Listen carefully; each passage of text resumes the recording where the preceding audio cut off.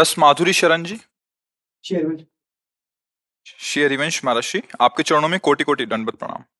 महर्षि, आप नाम जप पर पूरा जोर देते हैं। जब आप नाम महिमा कहते हैं तो मंत्र में अरुचि होने लगती है। आपके श्रीमुख से सुना है कि नाम से ही सब कुछ हो जाएगा, इसलिए ऐसी अवस्था में मंत्र जप में मन नहीं लगता, केवल नाम जप में ही मन लगता है। आपने ये भी कहा था कि नाम सिद्ध है, पर मंत्र को पवित्र अवस्था में सिद्ध करना होता है, और अगर अपवित्र अवस्था में मंत्र जप करें तो काम क्रोध आदि विकार बढ़ने लगते हैं। कृपया महाराज जी मार्गदर्शन करें। नाम जप पूर्ण है, इसमें कोई संशय नहीं। नाम जप से कल्याण की प्राप्ति, कामनाओं की पूर्ति, संकट निवृत्ति, जन्म मरण बंधन से मोक्ष सब प्राप्त हो जाता है। अब जो बात करें, ध्यान से सुनना। प्रियाजू के समीप सहचरी बनकर उनकी सेवा में रहना, अब बात अलग हो गई। अब इसके लिए जो सहचरियां आचार्य रूप से आई हैं और जो मंत्र दिया है, उसका निरंतर पवित्र अवस्था में और अपवित्र अवस्था में नाम, ये करना ही पड़ेगा, तभी स्वरूप की प्राप्ति होगी। सहचरी स्वरूप, पाप का नाश हो जाना, कामनाओं की पूर्ति हो जाना, रोग की निवृत्ति हो जाना, जन्म मरण बंधन से मुक्त हो, सब कुछ नाम भगवान कर देंगे। और नाम भगवान की कृपा से ही सदगुरु की प्राप्ति होना, और सदगुरु की कृपा से निज सेवा का स्वरूप प्राप्त करने का मंत्र मिलना, और मंत्र की कृपा से स्वरूप की प्राप्ति होना। कल्याण होना और स्वरूप की प्राप्ति होने, दोनों में अंतर है बच्चा, समझ रहे हो ना? हाँ, तो हर समय नाम जप करो, पर कुछ समय निकाल करके मंत्राकार वृत्ति करो, मंत्र में मन को लगाओ। अपनी बुद्धि के अनुसार परमार्थ में नहीं चला जाता, समझ रहे हो? अब जैसे हम किसी से कह दें आप आओ वृंदावन धाम वास करो, आपका सब काम बन जाएगा। अब इसके बाद कहेंगे क्या होगा तेरे वृंदावन वास मात्र से? यदि एक भी क्षण प्रिया प्रीतम के चिंतन से गया तो तेरा क्या होगा? तो कह दे आप कल कह रहे थे कि वृंदावन वास, तो वृंदावन आओ और सब काम हो जाएगा। इसके बीच की जो यात्रा है वो अब हम तुम्हें पढ़ाएंगे, अब हमें समझाएंगे, उसको लेके मत बैठ जाओ। आप शुरुआत किए, अब आगे का मार्ग प्रशस्त होगा। मंत्राकार वृत्ति से ही अपने वपु की प्राप्ति होती है, जैसे दास्य भाव, सख्य भाव, गोपी भाव, सहचरी भाव, ये गुरु प्रदत्त मंत्र से होती है। ध्यान रखना, भगवान की प्राप्ति हो जाना, भक्ति की प्राप्ति हो जाना, ये सब नाम करवा देगा। जैसे उद्धव जी महाराज हैं, भगवान के प्रिय भक्त हैं, भगवान की संपूर्ण महिमा के ज्ञाता हैं, पर प्रेम रस के ज्ञाता नहीं है। प्रेम रस का ज्ञान प्राप्त करने के लिए गोपियों की शरण में आए, भगवान से प्रीत, और जब ब्रजरज में गोपियों की वो प्रेम दशा देखी, गोपियों का वो महामहिम स्वरूप देखा, तब उन्होंने कहा अभी तो हम कोरे के कोरे हैं, हम अपने को ज्ञानी समझते थे, लेकिन आज पता चला कि भगवान का प्रेम स्वरूप क्या है। अब गोपी बनकर प्रभु से आया तो बात और अलग हो गई। अभी गोपी के प्रेम देख करके उद्धव को लगा कि मेरा भजन, मेरा साधन, मेरी भगवत प्राप्ति इनके आगे क्या है। इनके आंसुओं में जो अमृत बरस रहा है वो मेरे अंदर, मेरा तो हृदय शुष्क है। और गोपी भाव, जिसके लिए ज्ञान शिरोमणि भगवान शिव ने गोपीश्वर होकर के रास में प्रवेश किया, फिर ये सहचरी भाव। तो इसलिए अल्पज्ञता का त्याग करके गुरु वचनों पर दृढ़ विश्वास करके हमें आगे बढ़ना है। जो हम सत्संग में बोलते हैं सार्वभौम सिद्धांत, वो है संकट निवृत्ति, दोष निवृत्ति, पाप निवृत्ति, भगवत प्राप्ति, कल्याण, आवागमन से मुक्ति, सब सामर्थ्य नाम में विराजमान है। और नाम की ही कृपा से सदगुरु की प्राप्ति, सदगुरु की कृपा से मंत्र प्राप्ति, मंत्र की कृपा से स्वरूप भाव की प्राप्ति। समझ रहे ना? हाँ, इसलिए उसमें संशय नहीं करना चाहिए, गुरुजनों के वाक्यों के भाव को समझना चाहिए। समझ पा रहे हो?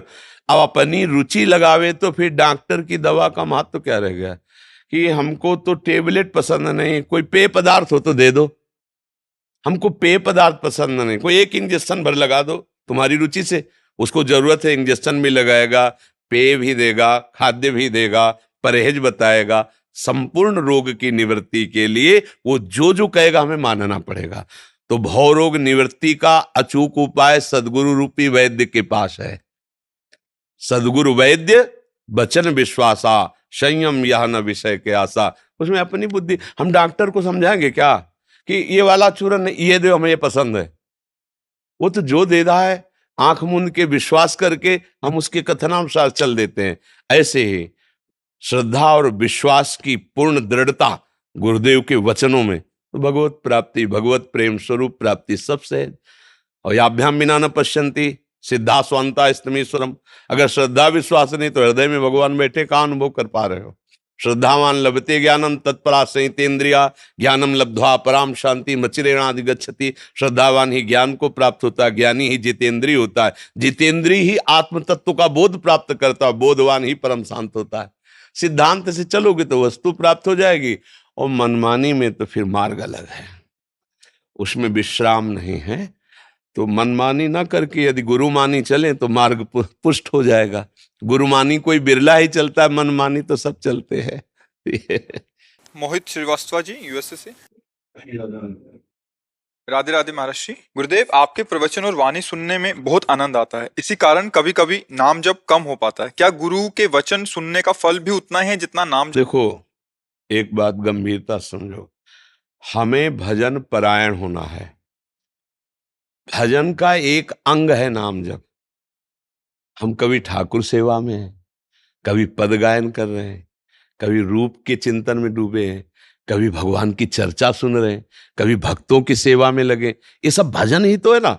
उसको ऐसा नहीं देखना कि हम भक्त सेवा में लगे तो हमारा भजन छूट रहा है, श्री जी की सेवा में लगे तो हमारा भजन छूट रहा है, वाणी पाठ कर रहे हैं तो हमारा भजन छूट रहा है। एक ही बात है, नाम वाणी जहां श्याम श्यामा तहां, एक ही बात है ना। तो जैसे नामी प्रभु ऐसे प्रभु के भक्तजन, एक ही बात है ना। जैसे प्रभु का ध्यान वैसे प्रभु की सेवा, वैसे प्रभु का चिंतन, वैसे प्रभु का लीला ज्ञान, वैसे प्रभु का लीला श्रवण, सब एक ही बात है। हमारा मन प्रभु से अलग न जाए, हमारा प्रयास ही है। भगवान आदेश करते हैं, अभ्यास योग युक्त चेतसा नान्यगामिना। तुम्हें अभ्यास करना कि तुम्हारा चित्त मेरे सिवा कहीं और जाए ना। बस हमारी साधना यही है कि हम कभी गा करके, कभी रो करके, कभी जप के द्वारा, कभी प्रार्थना के द्वारा, कभी कथा सुन के, कभी कथा गा के, कभी भक्त सेवा, कभी भगवंत से, हम अपने मन को अपने प्रभु में लगा रहे हैं। प्रभु में मन लगना ही भजन है। माला जपना भजन का एक अंग है, सर्वांग नहीं। कि अब माला नहीं चल रहा तो हमारा भजन नहीं हो रहा, ऐसा नहीं है। फावड़ा चलाना भी भजन है। तो भजन का जब स्वरूप समझ जाएंगे ना, तो नौकरी करना भी भजन है, व्यापार करना भी भजन है। बस भजन उसको उद्देश्य बना ले कि मेरी इस सेवा से भगवान प्रसन्न हो। जब युद्ध रूपी सेवा से भगवान प्रसन्न हो जाते तो इसी के नीचे ही सब सेवाएं, इससे बड़ी कोई सेवा नहीं। क्योंकि युद्ध में सीधे अंग छेदन है, मार काट है। और भगवान कह रहे हैं ये भी मेरा भजन है। मामनुस्मर युद्ध च, मेरे लिए जब युद्ध करेगा तो मेरा ही स्मरण रहेगा, और मेरा स्मरण रहेगा तो भजन है, आज्ञा का पालन कर। तो भाई, हम किसान हैं, हम नौकरी पेशा वाले हैं, व्यापारी हैं। अगर हम इस बात को नहीं समझेंगे तो हम फिर समझेंगे कि हमसे भजन होता ही नहीं। भजन का मतलब है, जैसे अब हम लोग हैं तो हमारा रात दिन एक ही धंधा है, प्रभु को गाना, प्रभु को रिझाना, प्रभु का सुमिरन करना। आप गृहस्थ में हैं, बच्चा, पत्नी, रिश्तेदार, नातेदार, साधु, महात्मा, अतिथि, सबको देखना है। ये सब भजन के अंतर्गत आएगा। पर अंदर से भाव रख लो, मैं प्रभु का हूं, ये सब कुछ प्रभु का है और प्रभु की प्रसन्नता के लिए कर रहा हूं। हो गया, नाथ सकल संपदा तुम्हारी और मैं सेवक समेत सुत नारी। भजन हो रहा है। ये भजन का स्वरूप समझना पड़ेगा, नहीं तो फिर लगेगा कि अब ये कोई संत आए, हम उनको प्रणाम करें, उनसे बात करेंगे, हमारा भजन छूटेगा। तो जो कर रहे हो वो भी गायब हो जाएगा, अवज्ञा हो गई तो वो भी गायब हो जाएगा। हमारे यहाँ ये आदेश है आचार्यों का कि जैसे श्री जी की सेवा हम कर रहे हैं और इतने में कोई संत आ गया श्री जी का लाडला, तो हमें श्री जी को विराजमान कर देना है। पहले उठ के उनको प्रणाम करो, उनका आदर करो और उनकी आज्ञा लो, फिर सेवा में बैठो। प्रभु से अधिक यदि प्रभु के भक्तों का आदर किया तो इस माया पर विजय प्राप्त कर लोगे। भक्त चरण धरि भाव तरत भव सिंधु आगा, ये संपूर्ण भजन है। समझ पाए आप? दिलीप यादव जी मुंबई से। राधे राधे महाराज जी, आपके चरणों में कोटि कोटि प्रणाम। महाराज जी, मैं पिछले 6 महीने से आपका सत्संग सुन रहा हूँ। मैं राधा नाम जपना चाहता हूँ पर व्यापार के कारण शारीरिक शुद्धता के नियमों का पालन नहीं कर। नहीं, राधा नाम में शुद्धता की बात तो कोई हमने कही नहीं। उठते बैठते चलते फिरते पवित्र या अपवित्र कैसी भी स्थिति में राधा राधा राधा राधा मंत्र जपने के लिए पवित्रता का विधान है। नाम जो तो जैसी भी परिस्थिति में हो नाम तो जप सकते हो ना। अच्छा, व्यापार में शरीर से क्रियाएं होती हैं, हम वाणी से ज्यादा क्रियाएं नहीं करते, ज्यादा क्रियाएं शरीर से होती। कोई भी व्यापार, मान लो ग्राहक ही है तो कुछ बातें हो गई, इसके बाद क्रियाएं होती हैं। तो जब बातें कह रहे हैं तो चलो बोल रहे हैं, अभ्यास नहीं तो कोई बात नहीं। लेकिन जब बातें नहीं कर रहे हैं तो हम अंदर अंदर राधा राधा तो बोल सकते हैं ना। तो ये कि हम करना चाहते हैं पर कर नहीं पाते, ऐसा नहीं। नहीं महाराज जी, मुझे जब भी समय मिल रहा है मैं राधा नाम जप रहा हूँ। हाँ। बस ये होता है कि अब जब जब पहले कभी नहीं कर रहे थे हाँ। तो कुछ भी कर लो कुछ फर्क नहीं पड़ता था, लेकिन जब अब कर रहे हैं तो ऐसा सोचते हैं कि कहीं कोई गलती ना हो जाए, कहीं कोई त्रुटि ना हो जाए। नहीं, उससे तुम बेपरवाह रहो। हर गलती हर त्रुटि को मिटाने के लिए तो हम राधा नाम जप रहे हैं, तो गलती हमारा क्या कर लेगी। पर ये डर रहना बहुत अच्छा है। इस डर से अंदर से ये रहेगा कि कोई पापाचरण करने के लिए मन प्रेरित करेगा तो आप उसे डांट सकते हैं। किसी का गलत करने का जो भी अंदर भाव आवे उसका दमन करना चाहिए, गलत आचरणों के लिए मन को रोकना चाहिए। तो और नाम जप करो, आगे सब ठीक हो जाएगा। डॉक्टर मीतू, भजन में निरंतरता लाने के लिए क्या करना चाहिए? देखो, निरंतरता उससे होती है जिससे हमारा प्यार होता है। जिससे प्यार होता है, ये जबरदस्ती वाला खेल नहीं है निरंतरता। गोस्वामी जी ने भगवान से मांगा कि मेरा स्मरण आपके प्रति कैसा हो, बोले कामी नारी प्यारी जिमी।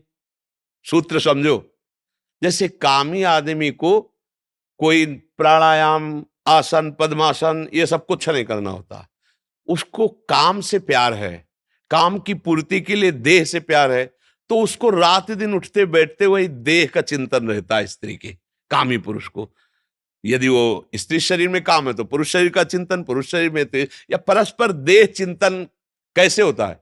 कोई प्रयास नहीं करता, स्वाभाविक होता है, निरंतर होता है। क्यों होता है? क्योंकि उसको उससे प्यार है, वो उसमें सुख बुद्धि किए हुए है। अपना बुद्धि, अपनापन, सुख बुद्धि, प्रीति, बस अखंड चिंतन चालू। तो बोले काम ही नारी प्यारी जिम और लोभी जिम प्रिय दाम। कंजूस आदमी को जैसे रुपया, लोभी आदमी को हर समय रुपया नजर आता है, कैसे करूं क्या करूं, बस वो कैसे गणित। ऐसे हे नाथ हे राम मुझे आप ऐसे प्रिय लगो, गोस्वामी जी मांग रहे हैं। जिस दिन तुम्हें भगवान से अपनापन हो जाएगा, भजन करना फिर थोड़ी पड़ता है। जैसे दिल धड़क रहा है तो हम धड़का रहे हैं क्या? श्वास ले रहे हैं, श्वास प्रश्वास आ जा रही, पलकें उठ गिर रही, ऐसे ही भजन होता है। कहीं अहंकार नहीं रहता कि मैं भजन कर रहा हूं, और हृदय में स्वाभाविक नाम स्मरण हो रहा है, मंत्र स्मरण हो रहा है, प्रभु की रूप प्रभु की लीला चिंतन हो रही। थोड़ा ये आगे की बात है जब पूर्ण रूप से समर्पित हुआ जाता है, पर बात यही निरंतरता में आती है। अव्यवव्रत भजनात्, अखंड भजन उसी का होता है जिससे प्रभु से प्यार हो जाता है, जिसको प्राण के समान या प्राणों से भी अधिक प्रभु प्यारे लगने लगते हैं, फिर निरंतर भजन। हाँ, जिनके हृदय में भगवान के प्रति प्यार हो गया वो निरंतर भजन करते नहीं है, होता है उनका निरंतर भजन।